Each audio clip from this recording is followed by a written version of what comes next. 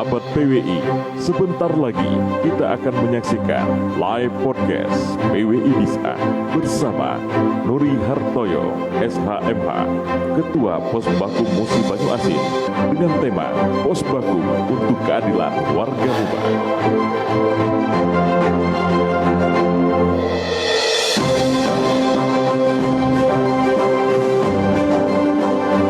Assalamualaikum warahmatullahi wabarakatuh. Selamat pagi podcast PWI Bisa. Buat rekan-rekan podcast PWI Bisa, terima kasih yang sudah dari tadi menanti tokoh inspiratif yang berada di Kabupaten Musi Banyu Asin dan merupakan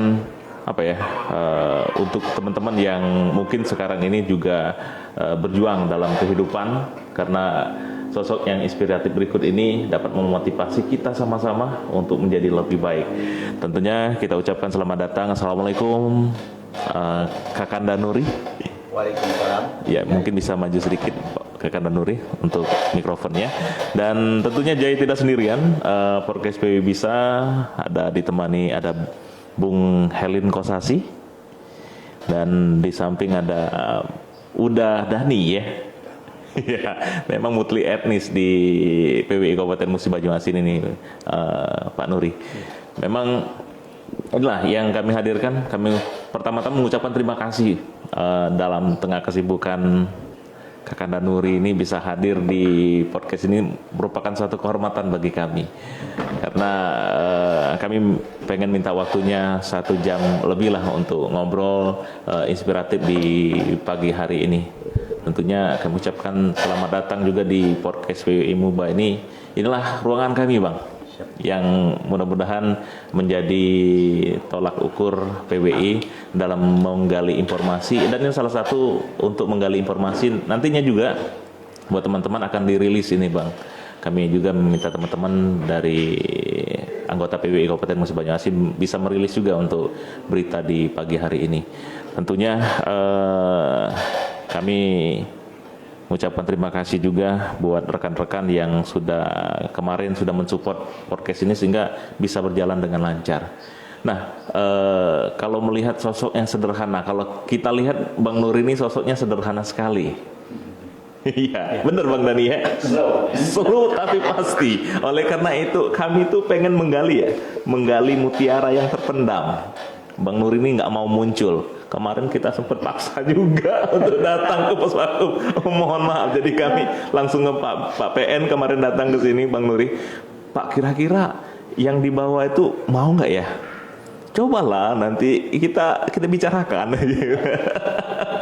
Mungkin ini diperintah Pak PN supaya bisa hadir.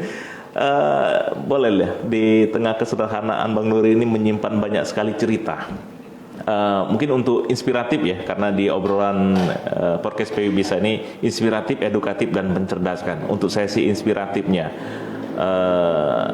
selama perjalanan sekolah ya, mungkin Bang Nuri bisa, kalau berkenan, bisa bercerita ya, perjalanan sekolah dari SD hingga sampai jadi sarjana hukum ini tentunya panjang perjalanan. Kalau kita nih ngomongnya mudah sekolah, tapi kan di tengah sekolah tersebut ada banyak tantangan, kekurangan dan sebagainya. Mungkin bisa diceritakan, Bang. Bisa, salah. Dimulai. Ya. Assalamualaikum warahmatullahi wabarakatuh.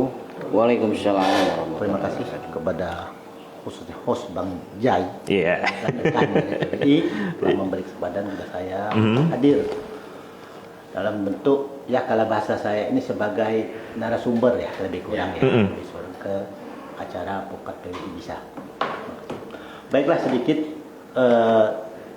saya bisa menceritakan asal usul ya, boleh katakan, atau masa lalu saya yang sama sekali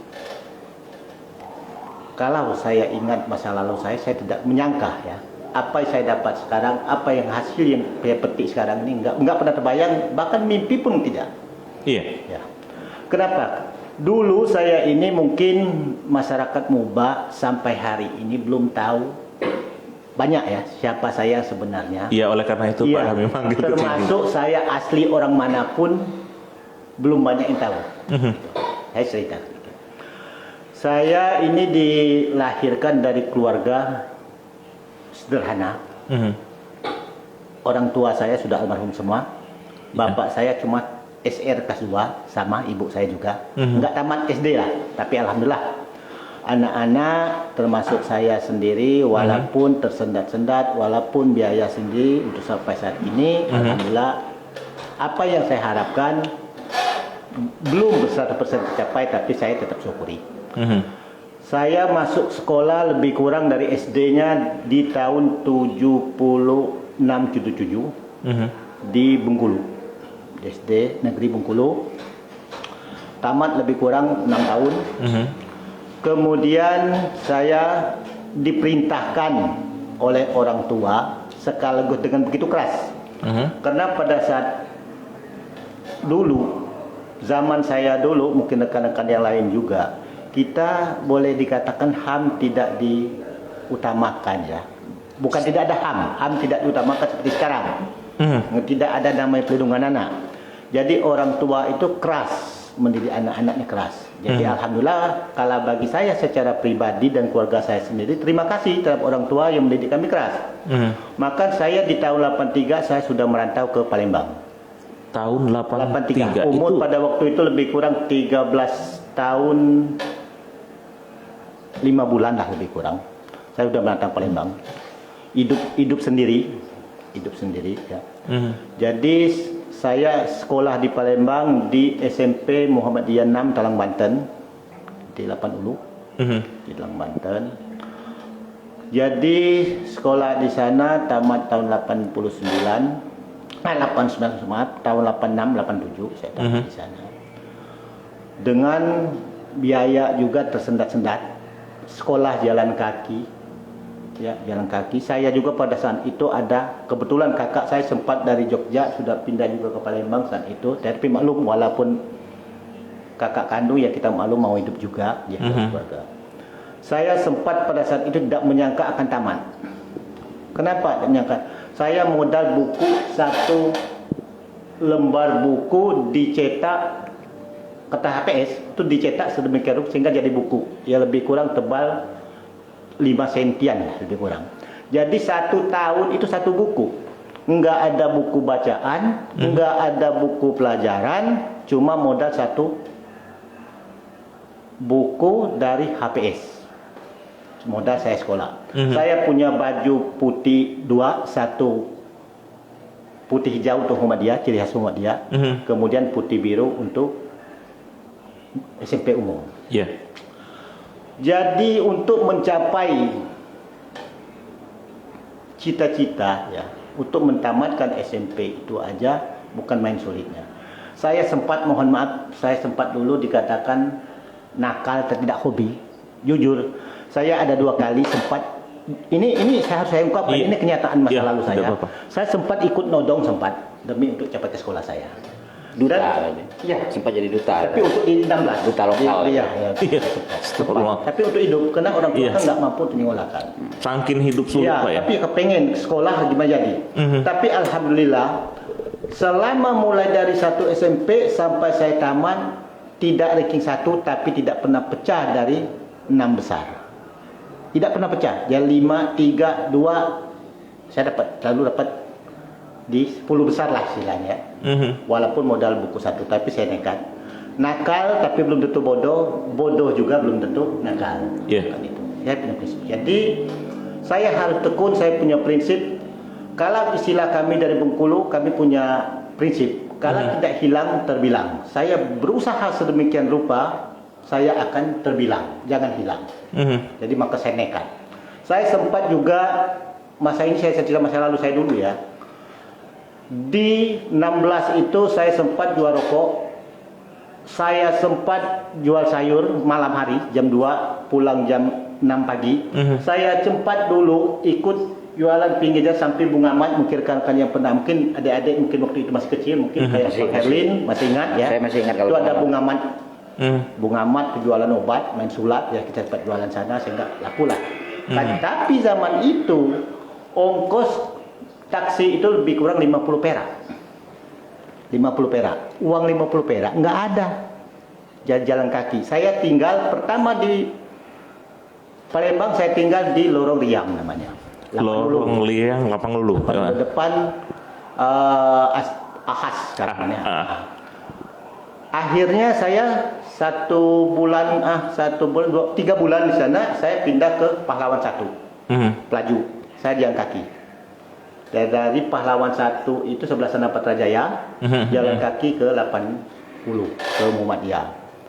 Nah, jadi alhamdulillah 3 tahun saya selesai di sana. Selesai di sana, saya tidak pernah ikut tes tidak mengharap untuk mendapat SMA negeri. Saya tidak pernah. Kenapa? Bukan berarti saya meragukan kemampuan, tetapi saya meragukan biaya saya. Karena dulu, kalau swasta itu sekolahnya di sore hari, sementara negeri pagi. Kita ini, ya mohon maaf, bukan mengandalkan orang tua. Tapi mohon maaf ya, itu saya pribadi ya. Tidak apa-apa. Ini kan memang harus motivasi. Biaya kena sendiri. Jadi saya masuk di SMA Sriguna. SMA Sriguna. Pelaju ya? Pelaju ya, di lorong Pegagan, depan Zikon dulunya. Zikon masih sekarang, Pak? Ya, depan Zikon. Jadi saya masuk di sana sekolah di sore hari. Jadi tetap kayak yang sebelum SMP, saya ikut jualan pagi segala macam. Ya pada prinsipnya ingin maju dan ingin berkembang. Tetapi alhamdulillah saya punya jiwa, kelihatannya jiwa saya itu mungkin bercanda, mungkin jiwa inovasi saya, jiwa pemikir ya. Saya sempat dulu, jujur saya katakan, bukan niat ya, bukan niat yang jelek, tetapi semata-mata memang untuk kepentingan saya sekolah. Mulai SMA kelas 1 sudah mulai pacaran. Ya, saya pacaran tetapi saya milih. Aduh, keluar kisah asmara. Bukan milih. Perempuan yang cantik, saya perempuan jelek pergi, tetapi mohon maaf, dia bisa membantu saya. Ampun. Ya, saya jujur saya katakan, saya sempat ya mohon maaf ya, mungkin sekarang dia udah nikah ya. Playboy juga kali. Agak kakinya agak cacat sedikit, tapi anak orang Pertamina. Saya kemana-mana dikasih pinjam motor. Saya itu kasih pinjam motor. Kadang minta antar, saya antar. Nah, jadi bagi saya alhamdulillah pada saat itu untuk sekolah saya aman. Tetapi biaya enggak ditolong. Jadi dari kelas 2, dari kelas 1 kelas 2 kalau kami dulu namanya bagi jurusan. Oh, sudah ada jurusan waktu itu ya? Bagi jurusan itu ada ketentuan. Ada ketentuan yang masuk 10 besar saat itu kita masuk ke A2 atau A1. Nah, kebetulan di zaman saya itu di Sriguna itu tidak ada A1-nya, ada A2. Ada A2. Saya angkatan ketiga di SMA Sriguna. Biologi ya? Ya, jadi A2 atau biologi. Jadi masuk 10 harus masuk biologi. Sampai hari ini saya ingat dan saya masih komunikasi baik dengan guru saya. Dia baru pensiun 2 hari yang lewat di SMP 1 Inalaya, Ibu Yudi. Dia wali kelas saya dari kelas 1, kelas 2 juga wali kelas saya. Dia mengatakan apa? Sampai hari ini saya detik dan saya ingat terus sama ibu itu. Alhamdulillah Bu, saya bilang berkat ibu perhatian sama saya, ngomel saya terus, saya bisa jadi orang kayak gini.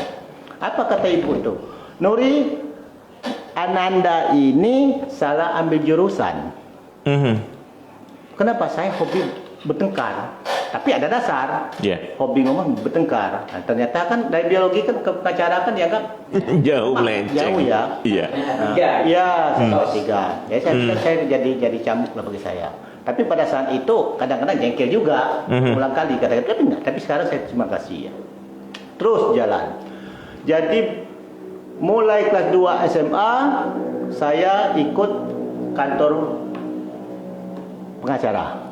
Pada saat itu top Sumatera Selatan nomor 1, Pak Popo namanya, Pak Hartawan Ganda Kusuma SH, almarhum alias Pak Popo. Tahun berapa itu Pak Nuri? Saya tahun 86, 87, 88, 89 saya masih ikut sana.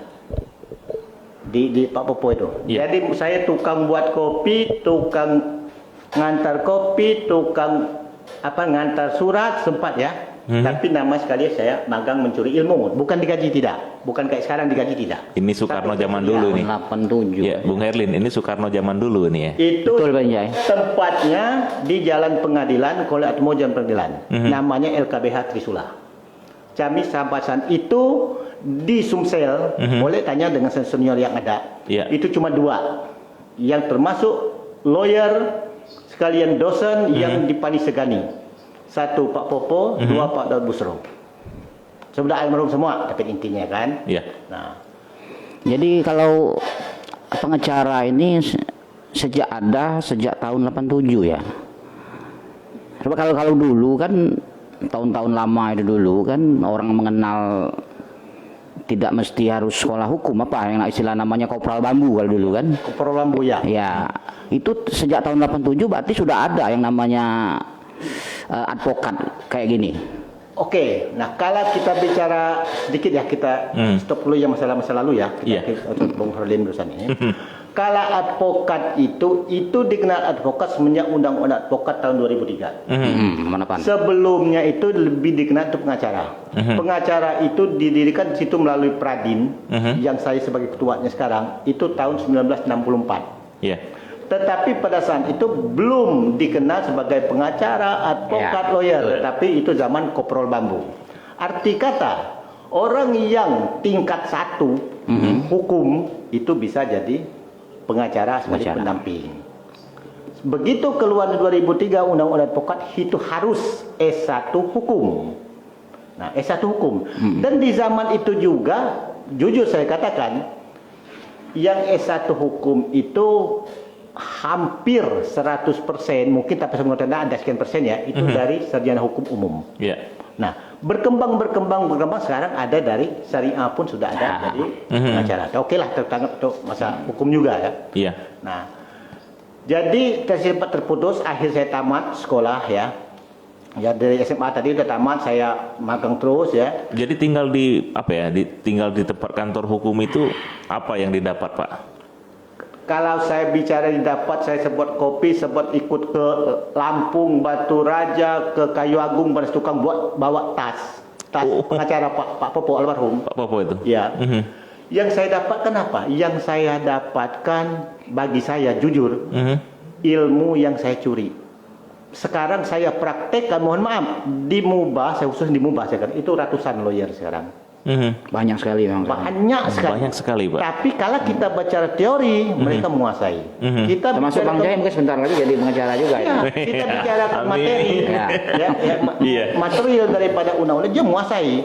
Pasal sekian, ya lebih tahu, mungkin lebih tahu dari saya. Iya. Tetapi kita ini jujur saya katakan, kalau untuk mencapai secara teori sarjana hukum, ya, sarjana hukum, gelar sarjana hukum, ataupun kita mengambil legalitas kita sarjana hukum, bukan mudah, bukan ya, saya tidak mengatakan mudah, tetapi menurut saya lebih mudah dibanding kita mendapat ilmu, walaupun itu mencuri untuk dipraktek kalau memang kita punya niat untuk membangun negeri lah, saya katakan. Kenapa? Kalau kita bicara masalah hukum tadi, bicara hukum itu sebenarnya mulai dari kita bangun tidur sampai tidur, hukum itu sudah ada. Kalau kita bicara teori, pasal sekian mengenai ini, pasal itu ada di buku, tetapi teknis. Kalau sebagai lawyer, pengacara atau advokat, yang kita bukan hanya materialnya. Material itu, jujur saya katakan, material itu sebagai satu syarat mutlak secara hukum untuk memenang perkara, bukan materialnya. Tetapi saya sering katakan kepada teman-teman, kita lawyer ini, kita pengacara di dada, bukan di ijazah, bukan dari sertifikat, di dada sudah kita lawyer.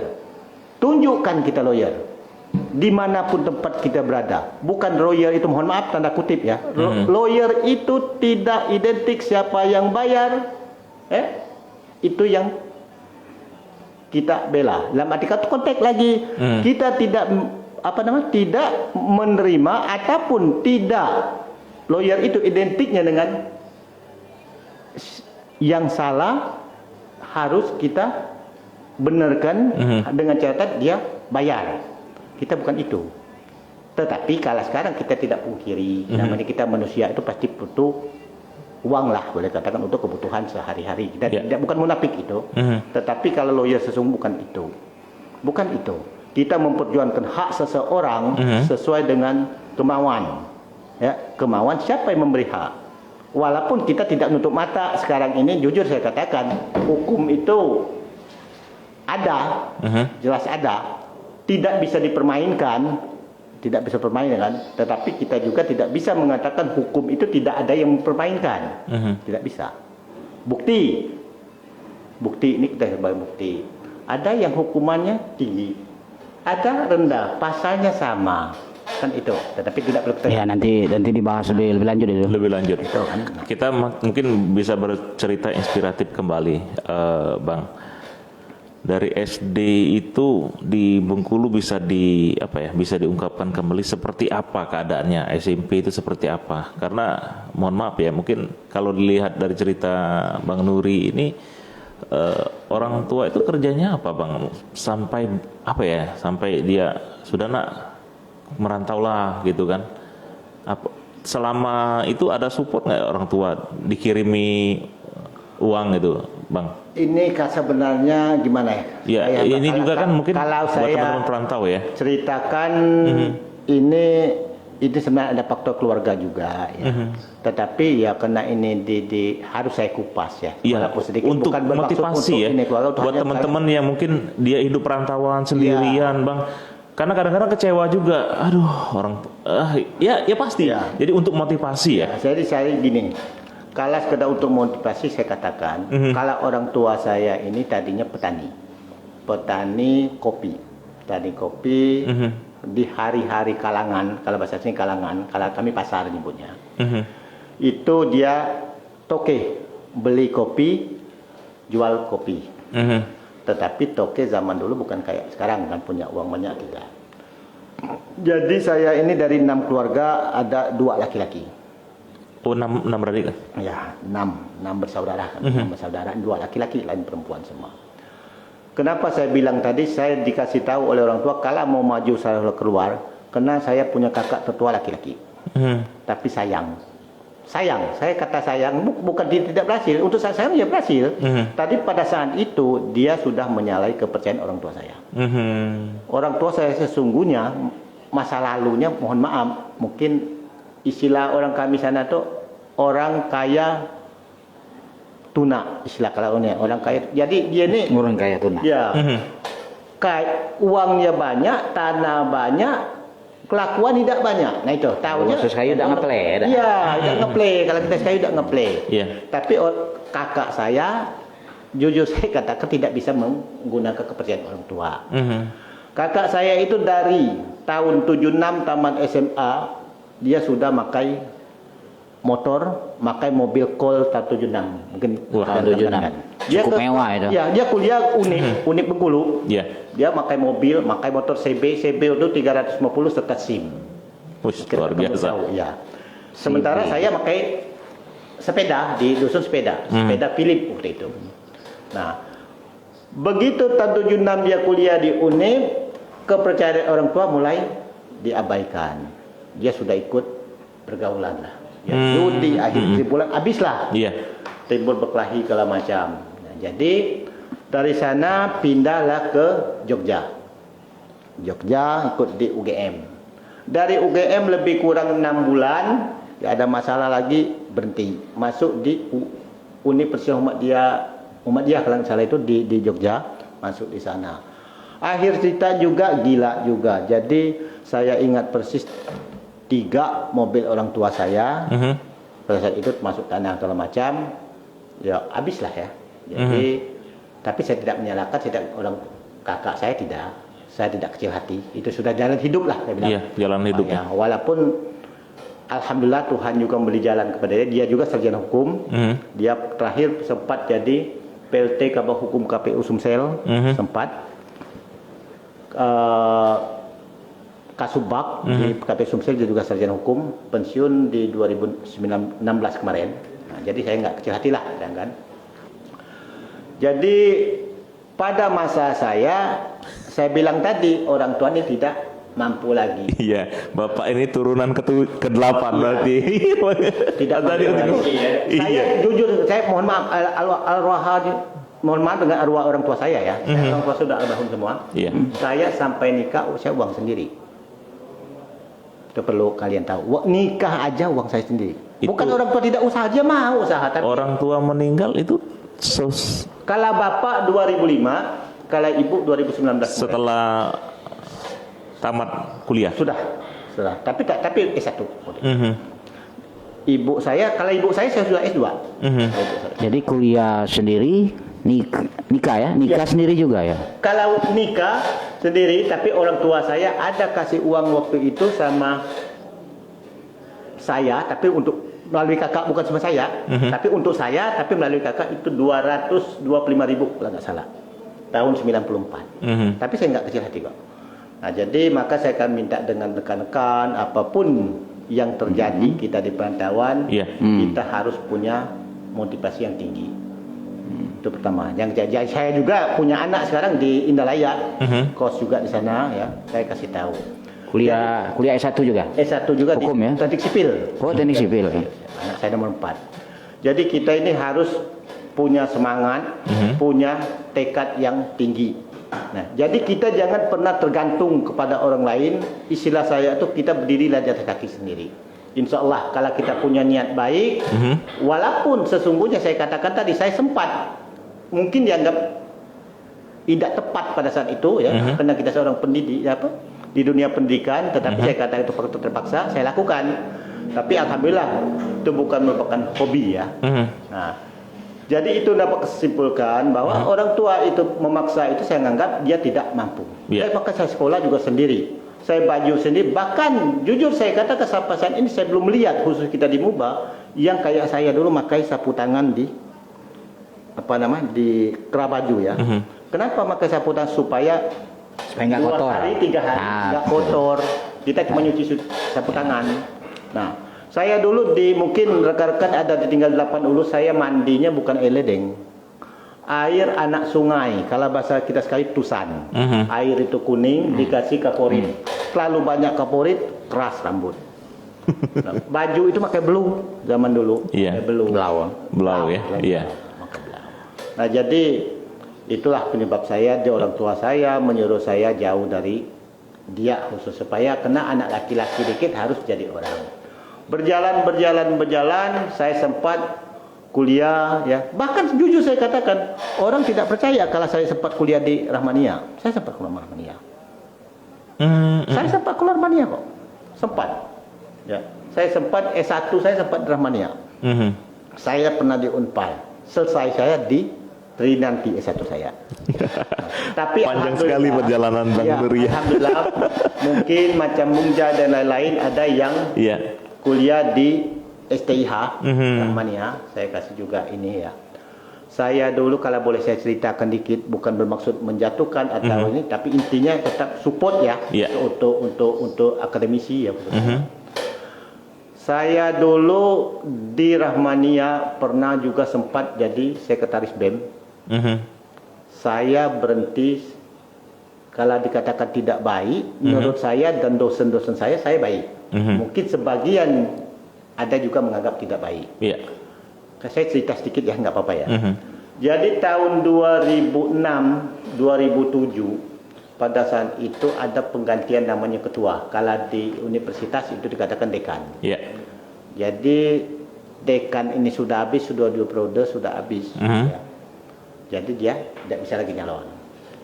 Maka dicalonkanlah pada saat itu lebih kurang diadakan 3 calon.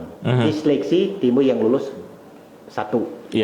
Dibuat 1 itu juga dibentuk bayangan. Karena tidak boleh kan kosong. Jadi 2 gugur dengan prestasi tertentu.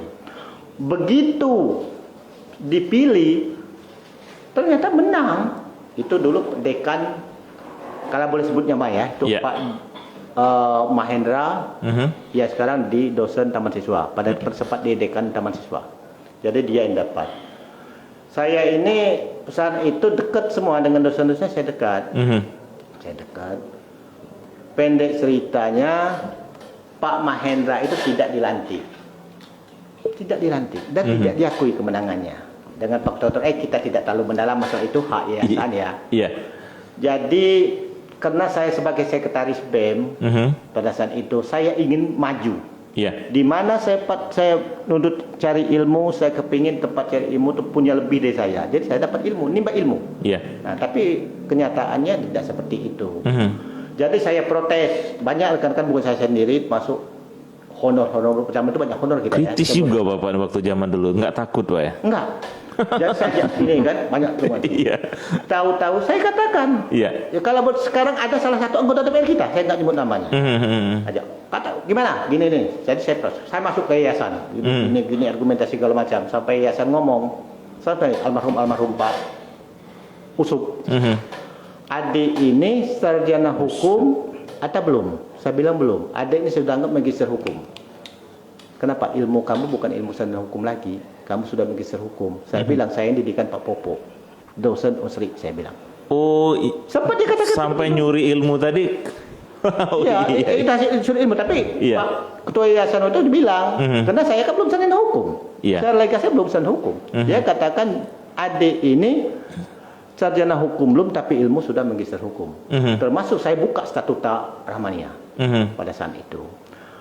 Akhirnya berkembang desus-desus angin-angin ini mengatakan ada demo. Ada demo. Saya tidak menyebutkan kata-kata demo. Saya minta klarifikasi. Yang kata demo itu 2 orang ke lebih. Saya datang itu sendiri. Namun bukan demo, saya bilang. Nah, jadi saya dikat. Saya dikat sampai dikatakan salah satu waktu itu Ketua 3 bagian kemahasiswaan mengatakan apa? Bahwa SK dari BEM zaman saya itu tidak pernah ada dianggap. Kan gitu, tidak pernah ada. Yeah. Saya bilang, tanya alasannya apa? Alasannya bahwa orang yang menandatangani SK itu sudah tidak lagi di STIH. Saya satu kata saya kata, sekarang cabut omongan itu. Apabila saya dalam pertahanan omongan hancur, saya bilang STIH. Kenapa? Karena petun yang dikeluarkan oleh ketua sekolah itu bukan hanya SK BEM. Bukan hanya SK, termasuk ijazah-ijazah yang dikeluarkan dari Rahmania semasa dia yang menandatangani. Berarti itu batal demi hukum. Saya bilang, saudara ingat, ini hukum. Iya. Ya, betul. Maka penyampai bilang datang ke sana, oh jangan cabut omongan. Jadi SK kami tetap ada. Berjalan terus. Begitu dilantik kami bertemu di rumah Pak Rizal yang pernah di BKD dulunya. Itu kakak kandung Pak Mahendra di Randi, saya lupa jalannya. Tapi saya minta Yus Rizal kalau tidak salah. Anak Pak Dr. Jaina. Kami ketemu sana. 8 dosen, 1 mahasiswa. Konsekuensi yang mahasiswa yang ikut demo saya katakan berhenti. Alasan apa? Kami tidak sanggup, kami no honorer. Apa? Kenyataannya, ya mohon maaf, kenyataan yang ada 8 dosen keluar dari STIH Rahmania, 1 mahasiswa ini orangnya. Boleh dicek di STIH. Nuri tidak kategori, mohon maaf ya, bukan menyombongkan diri. Yeah. Nuri tidak kategori mahasiswa, bukan saya katakan bodoh, di bawah orang lain. Saya pernah juara 1 di semester 3 dan semester 1, 7 saya nomor 1 di Rahmania. Boleh cek. Kalau masalah ilmu, kalau ini kita masalah ilmu. Tapi kalau konsekuensi saya apapun ditembak, jadi kalau bilang tidak akan berubah.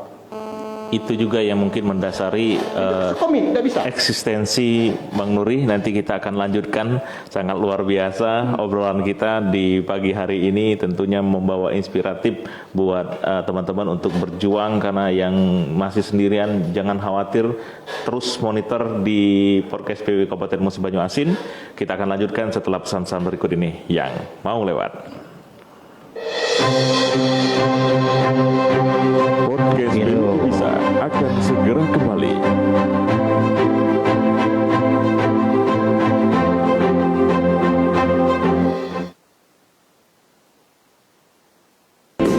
Melewati siang malam, menembus awan.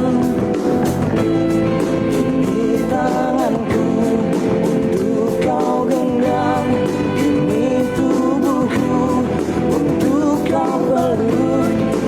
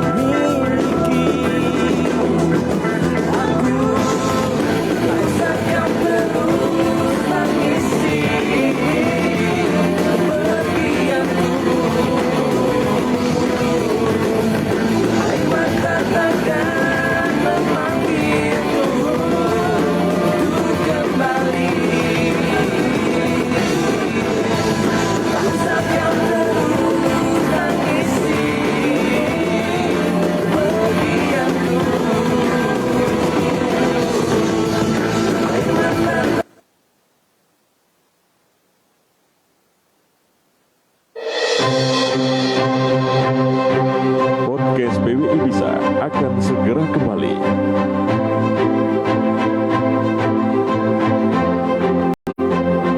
Ya, masih di podcast PWI Bisa, ngobrol inspiratif, edukatif, dan mencerdaskan. Tentunya sangat luar biasa kisah Bang Nuri ini. Sangat kritis sekali, dan sampai sekarang eksistensinya masih tetap hadir di Kabupaten Musi Banyu Asin. Ternyata sebelum kuliah hukum, Bung Herlin, beliau ini sudah mencuri ilmu dengan pengacara kondang. Ya, kalau lihat dari kisah-kisah beliau yang dia sampaikan tadi kan, beliau ini saya lihat sangat berani beliau ini. Kalau mental mungkin mental baja Bang Jai. Mental Ya. baja. Siapa yang mahasiswa ya.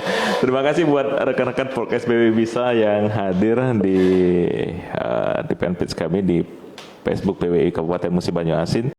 Terima kasih juga untuk ini rekan kita nih, Bang John Harry. Ini rekan pengacara juga, terima kasih sudah hadir. Ada Bung Romi, terima kasih, ada Mas Rompas Riyadi. Oke, ada juga ini Rambo Sutra yang sudah monitor, terima kasih juga. Ya, ini sepertinya sudah ada masuk pertanyaan mekanisme warga Mumba mendapatkan pos bantuan hukum, pos bakum. Tapi sebelumnya bisa diceritakan kembali Bang Nuri, sebelum kita menjawab pertanyaan dari Rambo Sutra itu, asal muasal Bang Nuri ini pertama kali masuk ke dunia advokat ya. Mungkin kalau kita lihat kisah tadi lebih awal ya. Sekolah pun sudah melihat mengandai-andai kali ya, mengandai-andai jadi pengacara ini. Ya, hebat karena megang tas. Gimana kalau nanti ada ini juga yang megang tas ya. Awal masuk ke dunia advokat ini seperti apa Bang? Oke, terima kasih. Jadi kalau saya di awal dunia advokat ini sebenarnya di tahun 2012 saya ikut PKPA dulu, PKPA Pradi. 2012 beberapa orang pada saat itu termasuk dari MUBA juga. Ya. Jadi di 2012 saya ingat sekali saya sudah ikut pendidikan, kemudian ada beberapa bulan ke depannya ya, itu ada tes juga. Sebelum tes ada tryout ya, itu banyak rekan-rekan juga pada saat ikut ya. Saya sendiri tidak ikut karena beberapa faktor pada saat itu yang menghambati saya. Kebetulan di tahun itu anak saya yang nomor tua, yang sulung ya, tua, itu mau masuk kuliah S1 pada saat itu. Sedangkan kita juga mau tes, mau pendidikan itu kan perlu biaya juga. Jadi saya tidak ikut pada saat itu. Kemudian berjalan waktu, anak sudah kuliah, kita juga alhamdulillah cari-cari uang juga ya. Saya pada saat itu juga masih di Komisi Perlindungan Anak Musi Banyu Asin. Saya sebagai ketua hukum dan HAM-nya pada saat itu. Ya, namanya makan gaji ya, kita maklum. Jadi berjalan waktu di 2014, saya ingat persis, itu ada pembukaan dari Pradim, Persatuan Advokat Indonesia, merupakan organisasi tertua di Indonesia, khususnya didirikan tahun 1964. Pertama berarti ya. Walaupun di dalam itu kan berganti nama Ikadin segala macam ya. Jadi saya ikut di sana, ikut pendidikan lagi di waktu itu di Universitas Kader Bangsa yang ada di Ampera, di Jembatan Ampera. Saya ikut di sana. Kemudian sudah ikut, akhirnya kami sudah tes lulus, kami dilantik secara organisasi pada saat itu. Karena terbentur pelantikan dari pengadilan tinggi itu tidak bisa, karena pada saat itu dianggap single bar oleh Pradi. Ya, jadi terbentur. Ada peraturan Mahkamah Agung ya. Itu tidak bisa dari organisasi lain mengadakan sumpah selain dari Pradi. Jadi saya masuk di Posbakum.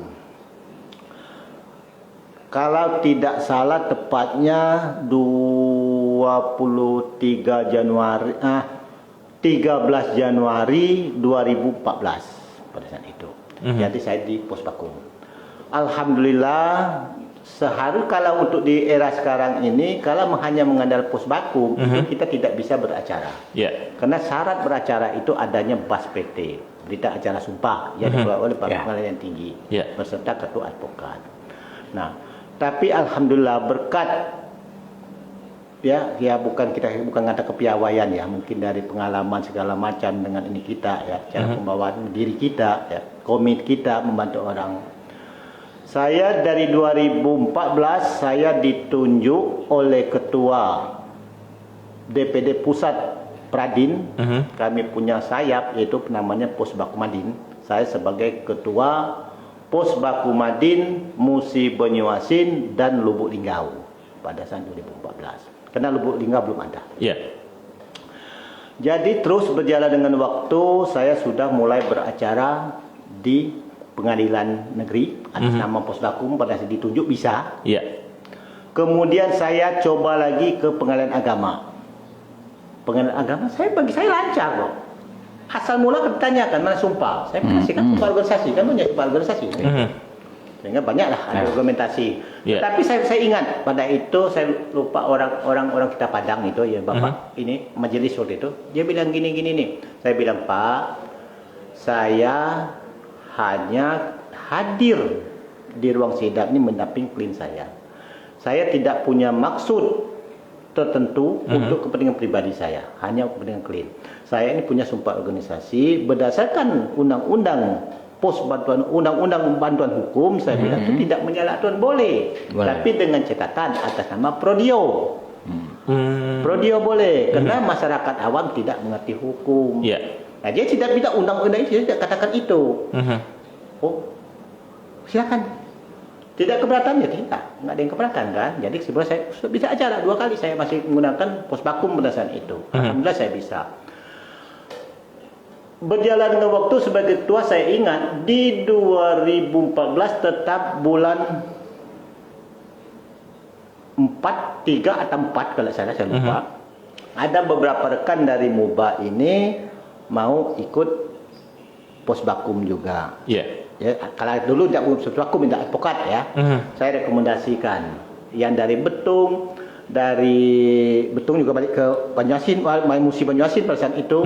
Betung, Kita Sekayu, Sungai Lilin, Bintialo saya rekomendasikan. Jadi mereka juga ikut di Pradin pada saat itu. Ikut di Pradin akhirnya gabung sama kita di Pengadilan Negeri Sekayu ya. Nah ternyata saya kembali sedikit ke belakang lagi. Saya katakan tadi kita pengacara ini itu kan profesi juga. Tidak bisa mengatakan bahwa aku ini pengacara. Mau apa kalian? Seolah-olah mohon maaf, pengacara itu lebih segala-galanya. Sesungguhnya tidak seperti itu. Sesungguh tidak. Kita kan punya 4 penegak hukum. Ada lain hakim, kita nggak di pengadilan, kejaksaan, jadi jaksa, kepolisian sebagai penyidiknya pertama, lawyer. Katanya 4. Nggak bisa berdiri sendiri. Makanya kita sebagai lawyer ini mohon maaf tidak bisa mengajarkan seorang hakim, tidak bisa mendiktekan jaksa, tidak bisa kita menggurui polisi, tidak bisa. Nah kalau kita lakukan itu yang rugi siapa? Tentu kita sendiri, karena kita sama-sama punya kepentingan di sana. Nah, ada beberapa anggota saya tidak sebutkan namanya ya. Sempat katanya ditolak di Pengadilan Agama pada saat itu. Saya berkatakan tinggal cara kita. Tinggal cara. Kita ini cara bukan hanya uang, bukan. Kalau tidak ada ketersinggungan, kalau kata orang sekarang ini pasar meluat, ya kita enggak, mereka juga enggak dirugikan. Kepentingan itu kepentingan orang banyak, kepentingan masyarakat, kan itu. Tanpa kita menggurui. Jadi terus berjalan di 2014 tetap, kalau tidak salah pada saat itu ya 2014 akhir tahun kalau saya lupa bulannya. Ada beberapa lagi dari kita MUBA ini lebih dari 5 orang minta rekomendasi. Saya rekomendasi ke juga. Saya tidak pernah persulit ke orang kok. Saya rekomendasikan di Pangkas Rambut dulu ada Pangkas Rambut Replesia nama di depan SMP 1. Nah, saya tanda tangan sana. Enggak ada kata enggak bilang, enggak usah saya bilang. Yang penting sekalian lancar. Itu aja saya bilang. Kamu berhasil saya senang. Terus jalan. Jadi 2014 akhir, 2015 anggota kami banyak di Posbakum. Kita sama-sama belajar ya, Iya. sama belajar di pengadilan. Jadi berkembang dengan waktu, karena waktu itu saya masih ingat ada kantor hukum, tapi dia bukan kantor hukum punya Pak Wandi Subroto waktu itu. Ada yang ikut Pak Wandi Subroto, magangnya silakan, bagi saya nggak keberatan, Iya. silakan. Terus berjalan waktu, terus saya tetap di Posbakum, tetap mencatat 2015 ya itu dicabut peraturan Mahkamah Agung mengenai penyumpahan tadi, bahwa tidak lagi harus single bar, maka dibentuklah multibar. Organisasi lain bahkan sekarang ini sudah cukup banyak organisasi yang bisa mengadakan sumpah.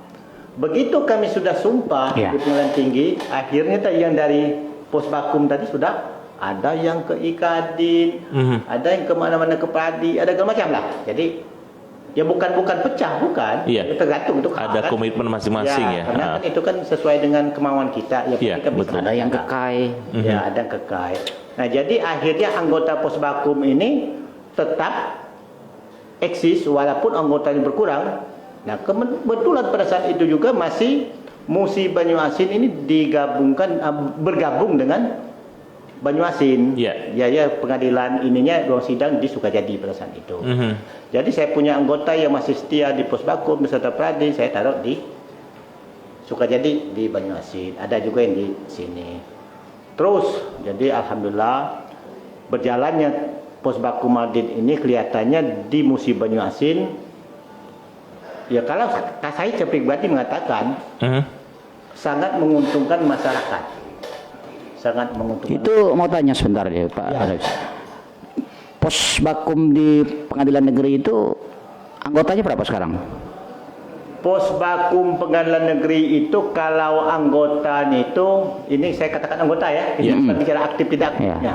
Itu tapi itu ada ketuanya ya, Pak Nuri sendiri ketuanya. Oh, iya. Kalau ketuanya saya sendiri, anggota kita di MOBA ini 1, 2, 3, 4 orang. Iya. 4 orang. Walaupun kalau kita bicara yang aktif untuk di pengadilan negeri itu ada 1 orang Iya. yang aktif, karena ada juga di pengadilan agama. Ya, ini tadi ada Bang Rambu Sutra. Ini sudah berjalan Posbakum ini berapa lama dan bagaimana mekanisme mendapatkan pendampingan atau hukum gratis tadi? Silakan, Bang. Terima kasih. Iya. Kalau lamanya Posbakum ini khusus untuk dimubah. Ya, untuk bergabung sendiri di Posbakum. Ya, Bang saya Nuri. sendiri terkena. Iya. Mulai dari 2 Januari 2014 sampai hari ini. Iya. Mungkin sampai besok lah. 14. Ya, 2014. Iya. Kemudian mengenai tata cara. Iya. Nah, jadi saya jelaskan kalau mengenai tata cara ini sebenarnya tidak menyulitkan ya, tidak menyulitkan, tetapi saya abaikan. Seharusnya kalau cara untuk meminta bantuan ke Posbakum, Iya. pertama masyarakat itu memang betul-betul masyarakat yang tidak mampu. Tidak mampu ini dalam konteks bahasa hukum, bukan bahasa kita sehari-hari. Ada keterangannya dari pemerintah setempat bahwa dia tidak mampu gitu. Iya, bukan seperti itu merupakan syarat. Jadi kalau ada bahasa hukumnya, masyarakat yang tidak mampu itu masyarakat yang tidak mampu membayar jasa pengacara, jasa advokat yang sifatnya privat tadi, atau profesional. Dia tidak mampu untuk itu. Itu kalau bahasa hukumnya. Kalau kita sehari-hari kan orang ya kategori susah bebas segala macam, tapi hukum tidak seperti itu. Iya. Yang kedua, dia tidak mampu itu dia mengajukan seharusnya ke Posbakum ataupun sekarang ini ada juga LBH namanya. Iya. Itu membawa surat keterangan tidak mampu. Ya, surat keterangan beserta identitas diri. Contoh KTP KK. Apabila dia tidak memiliki itu, dengan kata lain misal dia merupakan warga Oki lah kita anggap. Iya. Tetapi sudah 6 bulan di Musi Banyuasin, tinggal di Musi, dia harus meminta keterangan domisili di tempat dia tinggal, apa lurah atau kades, beserta keterangan yang tidak mampu, dan baru ajukan permohonan. Mungkin dia tidak bisa berbuat, kita sendiri yang buat permohonannya bahwa meminta bantuan hukum ke sebut apa? Misalnya kita Pos Bakumadin kalau kita Pos Bakumadin atau LKBH untuk didampingi kepentingan hukumnya di mana? Gitu. Ya misalnya di pengadilan agama atau di pengadilan negeri, pengadilan negeri, dia harus buat seperti itu. Itu seharusnya. Iya. Nah, Tindak pidana yang boleh dibantu oleh Pos Bakum ini itu tindak pidana misalnya terhadap pidana yang hukumannya misalnya 5 tahun atau gimana, atau harus berat atau gimana itu Pak Nuri? Jadi kalau untuk pelayanan Pos Bakum itu tidak menentukan atau menyampingkan mengenai lama, singkat, berat atau ringannya suatu hukuman. Tidak seperti itu. Ini kalau kita minta bantuan secara ke Pos Bakum atau LBH-nya. Tapi kalau itu merupakan penetapan dari pengadilan, itu ada syarat tentunya. Ya, itu yang saya tanyakan tadi. 5 tahun ke atas itu baru ancaman 5 tahun ke atas itu akan ditetapkan untuk didampingi. Oh ya. Itu berdasarkan putusan pengadilan ini ya? Iya, bukan putusan, ditetapkan oleh pengadilan. Ya. Itu juga kalau dia ibarat kata misalnya ya kan dia ancaman 7 tahun. Tetapinya si terdakwanya tadi tidak mau didampingi, ya kita juga nggak bisa maksa. Itu hak dia. Tapi kewajiban bagi pengadilan untuk menunjukkan pengacaranya atau advokatnya dari Pos Bakum. Karena itu dianggap pengacara negara dan dibayar oleh negara. Prodio, cuma-cuma. Prodio. Nah itu, Bang Jai. Ya, Pos Bakum, Pos Bantuan Hukum. Tentunya image masyarakat ini gratis, Bang. Ya. Dan ada yang bilang tidak gratis tapi dibayar oleh pemerintah. Nah, ini kalau dilihat dari anggaran Pos Bakum sendiri itu sangat minim sekali. Kalau seandainya habis anggarannya, Bang, seandainya Pos Bakum ini milik anggaran 50 juta ya, untuk satu case 5 juta, berarti 10. Apakah stop, Bang? Karena banyak sekali ya, karena apa ya, kasus ini kan banyak, Bang. Karena kalau Pos Bakum ini banyak, sepanjang kan gratis timbulnya. Nah, ini seperti apa? Jadi, iya, kan berbanding terbalik ini ya. Anggaran minim tapi permintaan banyak, gratis. Itu. Nah, jadi saya jelaskan juga ya. Sebenarnya, kalau di dunia hukum khususnya kita menciut ke dunia profesi lah ya, untuk pencari keadilan untuk masyarakat ke Pos Bakumnya, itu bukan semata-mata ke acara ya ataupun ke hukum acaranya, tetapi tidak kalah penting juga untuk mengenali dan melayani kepentingan masyarakat dalam konsultasi hukum. Itu. Kalau kita bicara konsultasi hukum, kalau secara profesional itu ada nilai rupiahnya, itu per jam. Nah, tetapi kalau kita di Pos Bakum, khususnya Pos Bakum Pengadilan Negeri Sekayu, saya sebagai ketua, saya melayani sana. Itu untuk konsultasi apa aja yang menyangkut masalah hukum itu kita cuma-cuma. Dari Januari bertemu Januari, 1 tahun. Satu kontrak baru tidak ada pengecualian. Itu masalah hukumnya untuk konsultasi. Kemudian kembali lagi ke masalah kata Bung Jai tadi, masalah pendampingan ya, kalau bahasa kami pendampingan. Iya, pendampingan. Sekarang pendampingan ini kita bicarakan gratis masalah untuk masyarakat. Masyarakat gratis tanpa dipungut biaya dengan cuma-cuma. Tetapi untuk saat sekarang ini itu ada namanya bisa kita klaim ke Pemda. Walaupun itu sangat terbatas lah ya, kita terbatas. Nah, jadi Bang Jai bilang tadi, apakah sisa dari itu tidak dilayani? Kan gitu kan? Habis biaya kan? Habis kuota. Dilayani kan? Kita kesampingkan ya. Nah, itu. Boleh dijawab, boleh enggak lah kalau malu. Saya kasih tahu ya. Kalau untuk dimubah per tahunnya itu kurang lebih yang kita damping, yang kita dapat penetapan itu kurang lebih 60 ke atas. antara 99 ke 60. Kadang-kadang 80, 90, 70. Iya. Jadi kita ambil aja antara 60 ke 100 lah Iya. perkara. Itu tidak ada yang namanya saya perintahkan anggota saya, tidak ada namanya kamu, saya bilang ya, memikirkan anggaran-anggaran yang sudah habis. Kewajiban kita jalankan. Jujur saya kata kewajiban kita jalankan. Iya. Jadi misal kita bisa klaim 10 perkara, Iya. misal ya, 10 perkara. Sementara kita 70 perkara. Apakah harus berhenti? Tidak. Kita tetap layan seperti biasa. Walaupun itulah sebagai, kalau saya secara pribadi, saya tidak tahu anggota saya bahasa ikhlas kan pribadi itu kan. Iya. Kalau saya kata itulah amal yang saya bawa. Itu amal saya bawa. Kenapa saya bilang seperti itu? Semakin berbuat baik kita dengan ikhlas, pintu rezeki kita terbuka. Iya, oke. Saya katakan mohon maaf, bukan saya ini di luar konteks sedikit ya. Iya. Dengan ada buat seperti ini, mungkin Bung Jai, Bang Herlin, Bang Dani juga tahu, termasuk Bang Iwan. Saya beberapa perusahaan dari sini, siapa saya Jepara, saya pegang perusahaan, saya tidak pernah melamar ataupun mengaju proposal untuk terima sebagai lawyer. Saya tidak pernah. Saya selalu dipinta, mohon maaf, saya dipinta perusahaan untuk jadi lawyer perusahaan.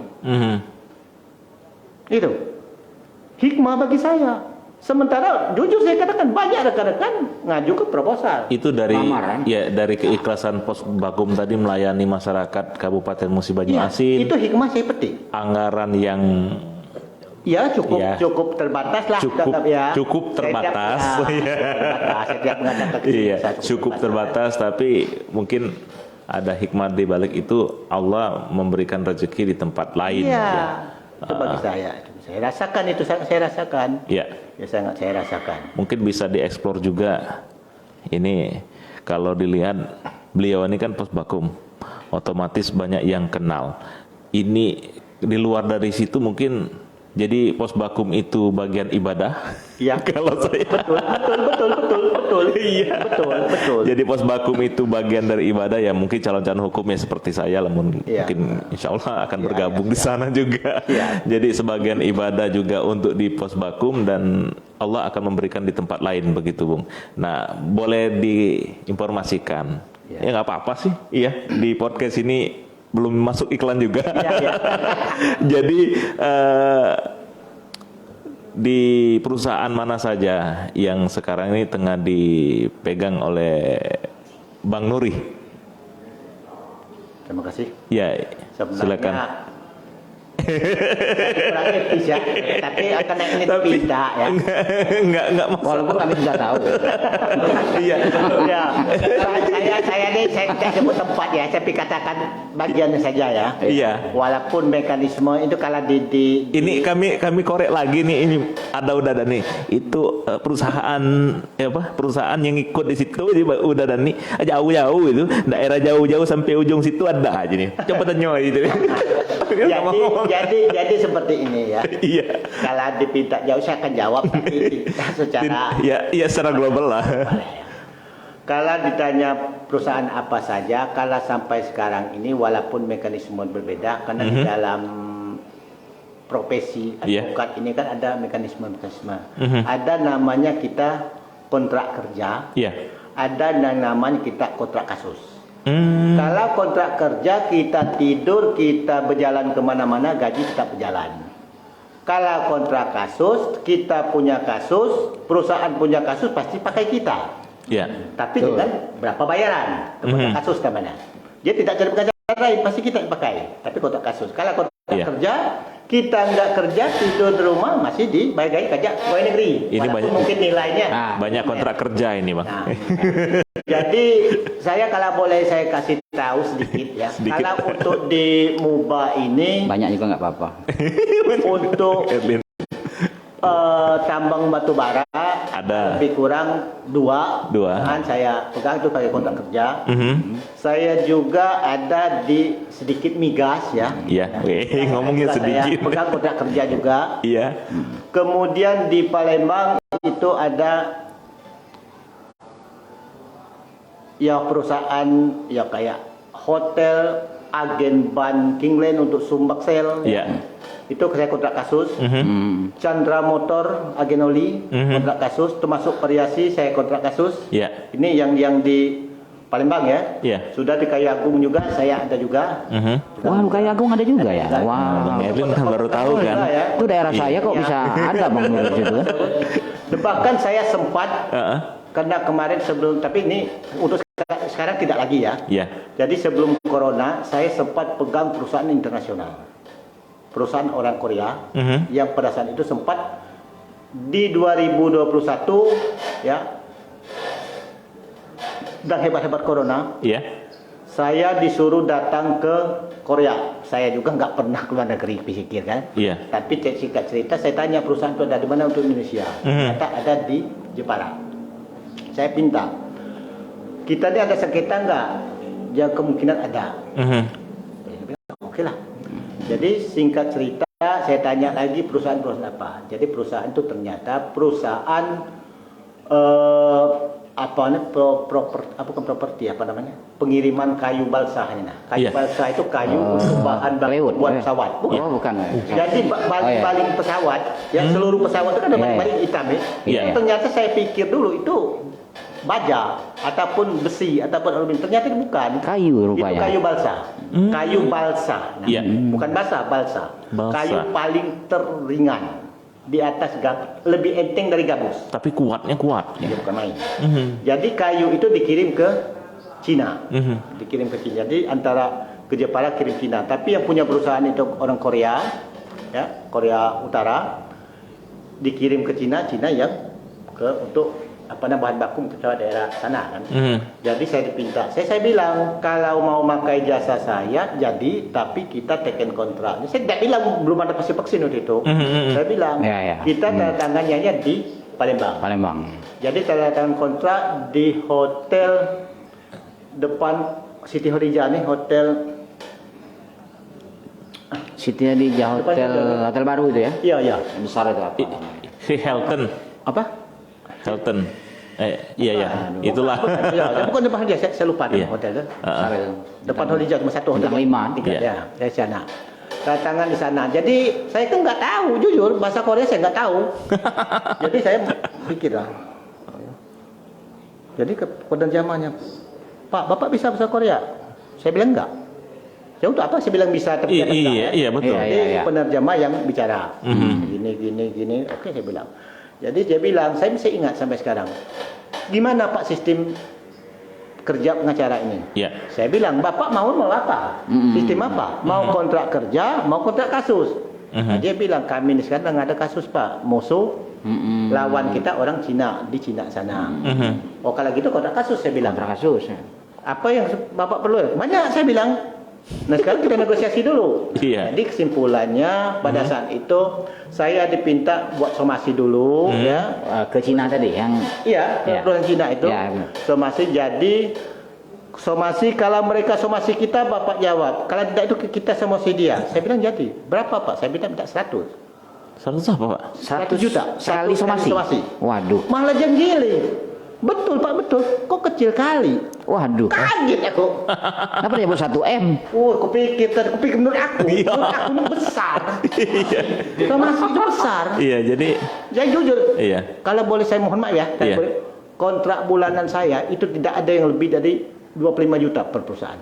Paling tinggi 25 juta. Iya. Satu perusahaan. Heeh. Ini dikasih satu somasi 100 juta dibilang kecil. Kecil. Oh jadi Pak katanya. Heeh. Jadi Pak. Langsung diokekan berarti langsung. Jadi langsung tanda tangan. Sampai sekarang masih ada dokumentasinya. Tanda tangan kontrak. Surat kuasa. Jadi surat kuasa tangan, kontrak tanda tangan. Itu jadi. Jadi sampai tidur malam itu tidak bisa tidur aku berpikir. Apa kontrak aku ini? Kan itu. Menurut aku dari 100 itu besar, dia bilang Kecil. kecil. Iya. Gitu. Tapi buktinya kan langsung tanda tangan. Iya, Berarti iya. kan nggak main-main ya kan? Berarti perdana dapat 100 juta itu langsung somasi 100 juta perdana. Kan langsung suruh somasi kan? Iya. Malah kita di hari itu langsung bayar. Oh langsung bayar. Jadi depannya. kita belum kita korek kertas kita sudah dibayar. Langsung dibayar. Saya bilang cara kerja lawyer ini memang seperti itu. Iya. Kita ini dibayar dulu baru kerja. Bukan macam pegawai negeri kerja Iya. dulu baru enggak. Saya bilang, oh siap. Ya. Jadi saya ingat waktu itu, alhamdulillah saya dikasih uang 100 juta, transport saya sekayu Palembang 50 juta, hotel dibayar, makan dibayar. Jadi malam itu saya tidak dapat, alhamdulillah dapat 150 juta. Iya. Jadi belum kerja apa-apa. Sedangkan minyak cuma bensin masih ada. Saya lupa 6 ribuan kalau selalu bensin itu. Iya ampun. Jalan, tangan. Jadi sial bagi saya sudah 2 kali. Yang ketiga kali somasi saya bayar terus lancar. Nah, tahu-tahu perkara dikena internasional di Singapura. Nah, Singapura ini kita perlu karantina. Saya jangan suntik aja takut. Jujur saya sudah takut jangan suntik. Iya. Jadi pendek cerita, per 2 Januari saya mengundurkan diri. Karena ngapa? Saya tidak bisa menjalankan hal yang tidak mungkin saya jalankan. Betul. Apa itu, Bang? Hah? Apa itu? Ada yang mendasar. Kita kan corona. Oh, waktu itu. Corona itu sedangkan di sana kan sudah harus ada ketentuan sidang. Kalau kita tidak bisa apa kejadian? Berarti tidak bisa hadir. Kalau tidak bisa lepas tanggung jawab. Yang rugi apa? Kita. Iya. Dia rugi sesaat, tapi hancurnya Kita. ya kalau Basak bilang ya bisa seumur hidup. Iya. Ya. Contoh aja Bang Jai mau pada sudahlah kata Bang Herlin. Reputasi kita yang hancur kan. Ya pasti reputasi yang hancur. Jadi saya konsekuensi saya mengundurkan diri, silakan cari pengacara lain. Saya bilang. Nah, pengacara waktu itu dari pihak Cina itu ada yang di Indonesianya kalau tidak salah namanya Clarissa ya nama barat lah. Yeah. Tapi Clarissa nama barat ya kan. Dia ada Indonesia luar negeri. Nah, jadi saya bilang rombongan itu ada 5 timnya utusan itu. Ya waktu larangan sholat itu ada 5. Dan saya bilang nggak apa-apa. Nah, jadi itu singkat cerita se-Jepara. Jadi sekarang di Jepara nggak lagi. Nah, tapi kalau yang saya sebut selain itu Masih ya. masih saya pegang, masih ada. Jadi kotak kerja di Bengkulu juga ada. Kotak kerja saya bilang. Jadi alhamdulillah, maka saya bilang tadi kembali sedikit. Ya. Hikmah saya bantu orang secara ikhlas tanpa pamrih sama sekali, termasuk meterai saya kasih. Ya. Di balik itu yang saya petik sekarang. Petik saya alhamdulillah dengan pekerjaan saya sebagai pekerjaan profesi yang saya tekuni, saya saat sekarang ini mohon maaf bukan menyombongkan diri. Ya. Saya sudah 3 anak saya sudah sarjana S1 dan S2, ada S2, ada S1. Dan alhamdulillah walaupun honor sudah ada kerja dikit-dikit, sekarang ini sudah ada juga yang masuk S1 di Fakultas Teknik Unsri. Ya. Ada juga baru hari ini jalan-jalan ke Palembang, saya tidak tertujuan dari sekolah juga SMA 1. Dan saya punya anak 5, istri saya nggak kerja. Nggak kerja, alhamdulillah. Saya tidak punya kebun. Saya tidak punya kebun, jujur saya tidak punya kebun sawit, tidak. Tapi alhamdulillah dengan hasil lawyer saya anggap bisa menghidup keluarga saya walaupun ke hati saya seperti sederhana. Dan banyak juga. Saya katakan apa kata Bu Jai tadi, saya katakan saya ini masih ada aja dan kebanyakan kalau saya keluar dari Mubah, jujur saya katakan orang tidak tahu sama sekali saya lawyer. Iya. Iya. Saya pakai baju kaos, kadang-kadang celana Itu pendek, tadi. Memang dari awal tadi seperti itu, kita openingnya orangnya sederhana tapi ini emas yang terpendam atau mutiara yang terpendam. Dan saya juga mohon maaf saya sedikit tambah, saya tidak pernah mungkin Bung Iwan, Bung Herlin, Bung Dani, Bung Jai, saya tidak perkenalkan bahwa saya ini pekerjaan saya lawyer. Iya. Begitu orang tanya-tanya baru saya katakan. Kemudian juga perlu dikasih tahu, saya kasih tahu kalian. Saya untuk di Mubah khususnya, papan nama saya tidak lebih dari 10. Ya papan nama kan banyak di Iya, betul. penasihat hukum itu tidak lebih 10, mungkin tidak cukup. Iya. Tapi alhamdulillah berkat-berkat juga mungkin masuk Bung Helin, Bung Jai, Bung Dani akan promosikan juga. Bung Indra akan promosikan kita kan. Apalagi Bung Helin kan tuh kan gini saya waktu itu. Bang, kalau dilihat kan pengacara ini banyak sekali kasus yang ditangani. Saya yakin Bang Nur ini bisa dapat ribuan kasus mungkin ya. Tapi kira-kira kasus yang paling menantang sebagai pengacara yang mungkin apa ya bisa dikatakan kalau ini kan prestasi itu kan bisa masing-masing. Tapi kalau kita lihat prestasi yang mungkin oh ini sangat sulit sekali perkara ini, dan alhamdulillah itu selesai. Perkara apa, Bang? Oke. Kalau menurut saya dari 2014 sampai hari ini yang masih kenangan saya, ini karena saya tahu persis jalan perkara itu jalan lurus, saya katakan. Jalan lurus ya. Jadi tidak ada jalan lurus, saya katakan. Perkara waktu saya melawan Penago, PT Penago. Iya. PT Penago Karet. Karena ada karet, ada sawit itu. Penago Karet. Di Penago Karet itu bagi saya jadi pengalaman sendiri dan termasuk lebih, saya anggap, mohon maaf, di antara rekan-rekan yang lain juga. Di tingkat pertama waktu pembuktian kami hanya modal, ya, sampai sekarang bahkan saya sedikit mau tertawa ya, lawyer maupun legal dari dari Penago tidak percaya kami akan menang.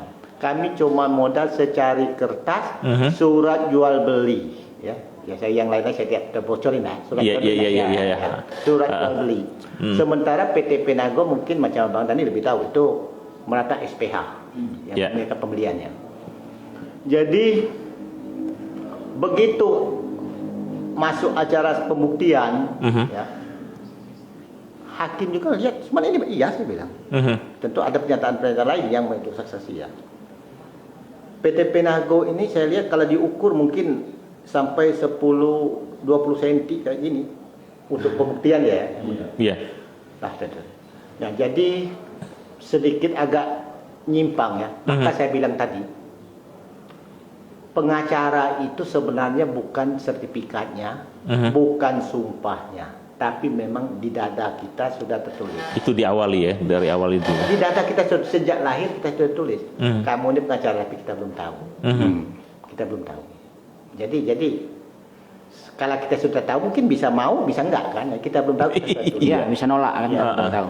Jadi kita sudah tahu. Jadi terus perkara. Tahu-tahu orang yang saya bela ini boleh katakan orang yang tidak mampu. Oh. Ya, ngapa? Ya namanya. Saya juga saya ingat waktu itu makan kami di rumah makan di sebelah dekat rumah makan Padang juga yang di dekat pengadilan, saya lupa itu nama pengadilan. Makan saya kan murah gitu dong. Iya. Tidak menambah pemerintah. Saya rokok 3 bungkus hari dia beli sebungkus. Bagi saya nggak apa-apa kan. Dia memang dia nggak punya uang kan. Iya. Alhamdulillah di tingkat pertama saya menang di pengadilan negeri. Mereka masih pakai pengacara lama. Dia pakai pengacara waktu Bung Helen tahu. Kantor hukum Mustadi Palembang digabung dengan kantor hukum Semendawai Palembang, dua kantor hukum. Dia waktu itu 12 pengacara. Iya. Sementara dari ini saya sendiri kan. Terus tadi kalah. Pas banding mereka masih tetap pakai lawyer yang semula di tingkat pertama.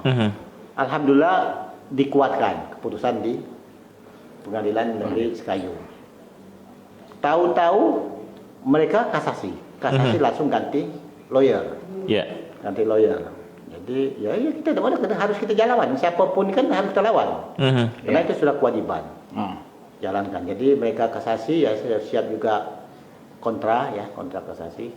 Jadi ada beberapa pengulat salah hampir 1 tahun waktu itu. Tahu-tahu menang. Ya, kita tetap menang. Ya, ditolak kan dari permohonan kasasi. Iya. Menang. Jadi begitu menang, kenapa saya bilang pengalaman cukup banyak di sana ya. Menang sempat kalau bahasa kita ini agak-agak rincuh ya, agak-agak apa kerok apa istilahnya di dalam dari perusahaan itu sendiri. Kenapa bisa kalah? Masa modal kita punya ini nah. Kalah dengan Nuri itu sendirian. Iya, kita lawyer terbanyak kan, mereka hebat-hebat S2 semua. Nah, jadi ya saya santai aja kan. Saya bilang saya temui waktu itu kalau saya nggak tahu sekarang masih waktu itu namanya manajernya Pak Andi. Pak Andi pulangnya ke ya Kararandi lah. Andi manajer di sawit. Ada namanya pula Pak Sumongsong, nggak salah. Suman apa sih Manong? Simongsong. Batak tadi. Medan tadi. Jadi saya sempat, kenapa saya bilang pengalaman saya datanglah ke Penago. Datang ke Penago sendiri sedang menemui Pak Andi. Belum ketemu temu Pak Andi, saya sudah ya marah lah. Kalau bahasa kita ini digertak. Iya, iya, iya. Ada PK, salah satu PK Ya, sana. PK, ya. Ada orang 4, ada Iya. orang 5 itu. Pas hari Jumat. Jaga keamanan. Ya, saya datang ke sana mau Ya. ketemu Pak Andi. Jadi tahu-tahu asal ceritanya enak. Ya, enak, cerita lembut ya. Nah, tapi di akhir ceritanya nggak enak. Dia bahasanya lembut, tapi bagi saya artinya mendalam. Ya. Dia bilang apa? Sampai saat ini saya ingat. Oh, Bapak mau temu Pak Andi ya. Sebelum temu Pak Andi kan Bapak temu kami dulu, Pak. Oh iya, saya bilang. Kan temu Bapak sudah. Pak, perlu Bapak tahu katanya. Sepenagonya sama saya ini takut semua, Pak. Dia lembut ngomong. Saya langsung tegak. Iya. Saya dagu, saya angkat, orang takut. Saya ke hutan sendiri, saya bilang. Kadang, oh maaf Pak. Ya orang sini yang takut, kalau saya enggak. Saya sendiri ke sini, saya bilang. Ya ke hutan, saya bilang sendiri. Iya. Ya kalau kamu enggak senang, ya kamu tunggu aja. Sempat emosi, saya memang dia lembut, tapi arti omongannya kan lain. Jadi akhirnya sekitar lebih kurang jam 11 hari Jumat itu datang Pak Andinya. Saya nggak tahu di mana Pak Andi. Ketemu ngobrol. Saya bilang, Pak, sekarang kami menang. Oh, kami belum dapat putusan. Lawyer Bapak sudah dapat. Nggak Kalau sampai. Bapak belum dapat, ini kopiannya. Bapak baca sendiri. Saya kasih. Enggak, saya kasih. Silahkan baca. Oh, saya. Baca ternyata memang udah turun. Oh, kok kami nggak tahu? Ya, saya nggak tahu itu. Ya, yang saya datang ke sini Pak cuma mau kasih tahu tanah itu secara hukum sah milik Pak Teguh. Titik. Nah sekarang Bapak mau dipaksakan lalu eksekusi atau Bapak mau serahkan ke kekeluargaan. Kan itu aja. Perintah dari pengadilan serahkan ke pemiliknya. Oh nanti Pak Gunawan. Oke, tidak apa-apa. Jadi kapan nantinya Pak? Oh saya minta tempo 3 hari. Jangan 3 hari, 1 minggu, saya bilang. Kasih tempo terlalu jadi minta alasan lagi saya tanya. Iya. Ya. Jadi datang kemudian 1 minggu ke sana, dia bilang sudah Pak. Jadi gimana Pak? Kami ini banyak rugi dulu kami beli 25 juta per hektar, katanya kan. Ini kan kami sudah kalah, sudah ngeluarkan biaya segala macam. Jadi gimana Pak? Jadi gini aja, gimana maunya kamu? Saya bilang. Waduh. Saya kan nggak pernah keras orangnya. Iya. Gini aja Pak, kami ganti aja 5 juta per hektar. Iya, Itu lebih kurang 12 hektar. Iya. Misalnya. Oh, saya bilang, kenapa gitu Pak? Iya, kami kan 25 juta beli dulu. Kan tambah 30 juta, kami sudah banyak rugi. Jadi gini aja Pak, karena kami kan tidak mau merugikan Bapak. Kami cuma mau Menjalankan. dikembalikan hak kami. Putusan pengadilan sudah jelas. Tinggal Bapak pilih. Kan dulu kan sudah seminggu lewat sudah kasih tahu. Bapak pilih 2. Mau dipaksakan tentu melalui eksekusi atau mau serah baik-baik. Menurut Bapak kamu baik-baik. Nah kalau 5 juta itu Bapak mengatakan rugi, saya datang ke sini atas nama klien saya tidak merugikan perusahaan. Cuman ingin ngasih tahu aja, kamu mau ngambil itu, tinggal 2, kamu mau kasih tahu atau tidak? Nah jadi singkat cerita pada hari itu dia mau ngasih tahu dulu sama direkturnya. Itu. Tunggu berapa lama? Saya bilang 2 hari, jangan 2 hari. Saya bilang. Tolong kasih agak panjang apa? Yang mana terbaik untuk Bapak lah. Saya bilang. Nah, kita saya kasih 1 minggu lagi. Saya telepon Pak kasih 1 minggu Pak. Oh enggak apa-apa, kata yang pemilik tanah kan. Sudah, saya bilang udah banyak betul pengalaman ini. Masuk ke Penago tahu sendiri. Iya. No Betul. mobil lintang-lintang. Iya. Nah, jadi kapan datang 1 minggu ketemu lagi Pak Andinya.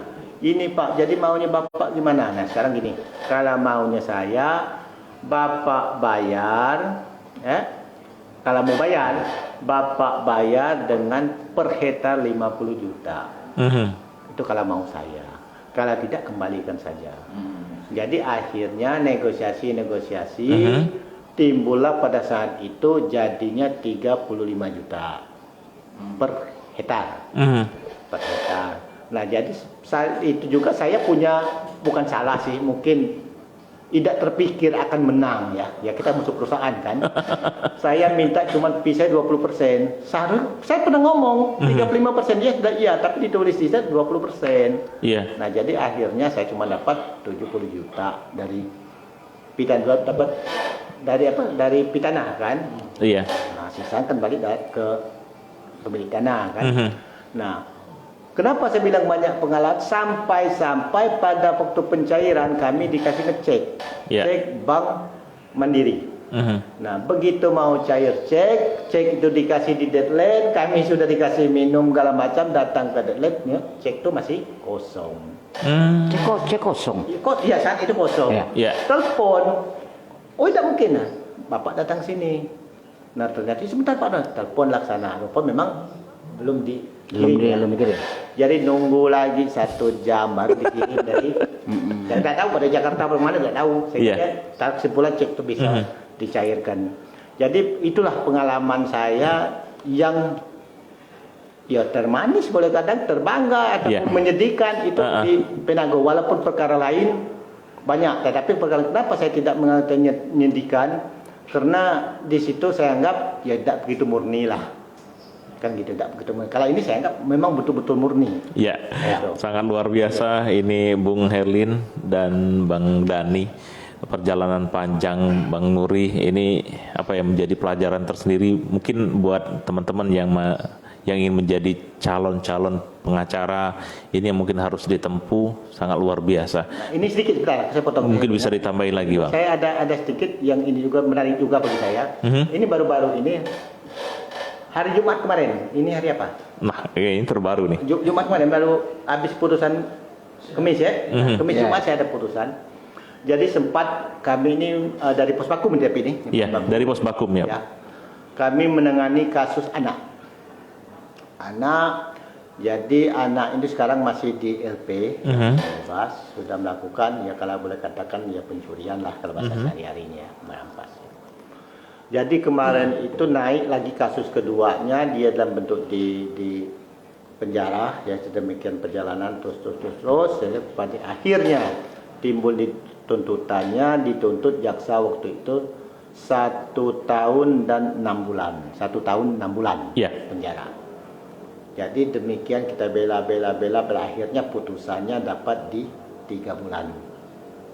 3 bulan putusannya. 3 bulan. 3 bulan. Alhamdulillah saya sangat bersyukur itu di bawah target yang kami harapkan. Kami kemarin itu hanya menarget kepengin kami dapat di 1 tahun aja, terima kasih. Ini alhamdulillah itu dapat di posisi di 3 bulan. Saya bersyukur walaupun kita belum tahu ya kalau apa banding atau tidak, saya belum tahu. Ya kalau memang banding kita mau tidak mau ikut kontra banding. Nah, itu bagi saya pengalaman tersendiri. Nah, kalau di 2014 dulu itu dituntut 1 tahun 2 bulan. Saya masih ingat hakim Bu Anissa anak saya sendiri lawyernya itu diputuskan dikembalikan ke orang tua. Bebas berarti? Bukan bebas, dikembalikan orang tua. Memang ada hukuman dikembalikan. Oh, kembalikan orang tua ya. Nah, kebetulan kalau masalah anak sedikit saya tambahkan juga di MUBA ini kebetulan saya cukup berpengalaman. Saya punya sertifikat pemerhatikan HAM untuk untuk di MUBA khususnya dikeluarkan oleh Menteri Hukum dan HAM. Saya punya sertifikat. Jadi spesialisnya ke anak juga, Pak ya? Termasuk skripsi saya masalah anak, tesis saya juga ada ke masalah anak juga. Wah, berarti ini harus dikutip karena sebentar lagi skripsi saya mau selesai juga nih. Karena saya juga baru terbuka di sini, Bung. 4 tahun saya di Komisi Pelindungan Anak. Itu memang saya lebih dalam kan. Memang itu kalau boleh dikatakan anak ini kalau cari uang tidak dapat uang. Jujur saya tidak dapat uang, tidak ada uang di anak itu. Nah, tetapi ini lebih, ya menurut saya lebih gimana? Lebih keharusan lah. Karena kita tumbuh kembang anak itu wajib bagi kita ini warga negara, apalagi orang tua, pemerintah untuk perhatikan itu. Jadi itu harus saya jalankan. Dan saya kasih tahu juga anggota saya, jangan pernah kamu memikirkan hal-hal faktor X-nya atau boleh dikatakan uangnya, tapi wajib kita bela anak. Itu aja saya bilang.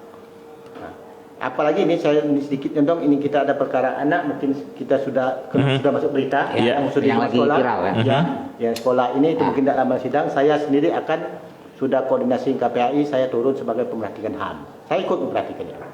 Saya akan turun selama ini itu saya akan turun karena saya rasa sertifikat HAM saya ada. Ya. Berarti tidak mesti hakim saja yang punya sertifikat ya khusus masalah anak. Berarti Ya, pengacara juga advokat ada. juga ada ya. Ya. Ya kalau saya sertifikat saya untuk pemerhati HAM. Saya Oh, pemerhati HAM ya. aktif Ya. dari Musibah Yasin. Jadi HAM aktifnya. Kalau hakim itu hakim mediator itu ada mediator, hakim anak itu dia Ya, pendidikannya. ya. Kalau saya juga ada pendidikannya Kak, gitu. Ya. Pemerhatikan HAM. Baik, terima kasih Bang, sangat luar biasa. Panjang perjalanan Bang Nuri sampai menjadi Posbakum di Kabupaten Musi Banyuasin, dan ini merupakan tugas mulia dari seorang advokat, dan mudah-mudahan bisa disalurkan dengan teman-teman untuk lebih sadar hukum dan juga masyarakat, selesaikan dengan jalur yang terbaik ini di Posbakum walaupun tidak ada biaya. Terima kasih. Tentunya obrolan ini kita akan upload, ini Bang Nuri, mohon izin kita akan upload di Facebook kita, di fanpage, tidak akan kita hapus. Dan juga terima kasih untuk CEO host, ada Bang Dani dan Bung Herlin di pagi hari ini. Ramai sekali karena ini sangat menantang obrolan pada pagi hari ini. Tentunya terima kasih juga buat rekan-rekan podcast yang hadir. Terima kasih juga ada Imam, ada Bung Rambo, Iwan Taruna, mantap, terima kasih untuk supportnya. Terima kasih ada Mas Tony, mantap, seniorku Bang Nuri Hartoyo. Ini Mas Tony ini juga merupakan pengacara. Terima kasih semua yang memantau di podcast PWI Kabupaten Musi Banyuasin. Mungkin saya sebagai host utama, mohon maaf Bang Nuri mungkin untuk mengganggu aktivitasnya, dan jangan bosan-bosan untuk datang ke PWI. Karena banyak sekali mungkin kami akan explore dari Bang Nuri. Ini baru sedikit sekali ya percakapan kita. Nanti next ke depan ada beberapa kasus juga boleh dibahas di podcast PWI Kabupaten Musi Banyuasin. Terima kasih juga buat kru-kru yang bertugas, ada Bung Indra dan juga Bung Iwan yang sudah menjadi operator di pagi hari ini. Terima kasih juga buat pemirsa. Saya aja yang bertugas, mohon maaf bersama narasumber, mohon maaf dan mohon pamit undur diri. Wassalamualaikum warahmatullahi wabarakatuh. Waalaikumsalam warahmatullahi wabarakatuh.